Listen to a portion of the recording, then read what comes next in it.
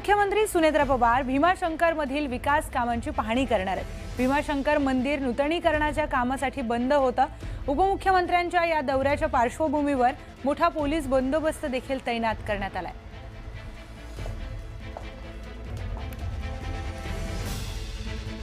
राज्याच्या उपमुख्यमंत्री सुनेत्रा पवार ह्या आज भीमाशंकर परिसराचा दौरा करून भीमाशंकर परिसरात सुरू असणाऱ्या विकास कामांची पाहणी करणार आहे।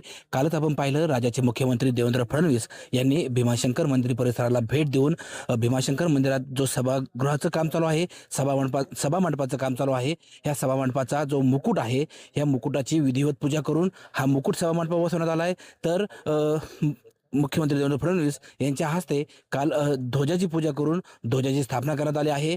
देवेंद्र फडणवीस यांनी काल भीमाशंकर परिसरात सुरू असणाऱ्या सर्व विकास कामांची पाहणी करून समाधान व्यक्त केलं होतं। तर आज या ठिकाणी सुनेत्रा पवार ह्या भीमाशंकर मंदिर परिसराची पाहणी करण्यासाठी येत आहेत।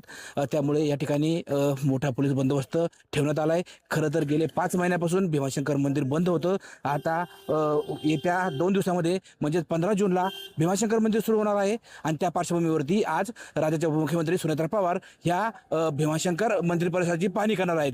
सचिन तोडकर, न्यूज 18 मराठी, भीमाशंकर, पुणे।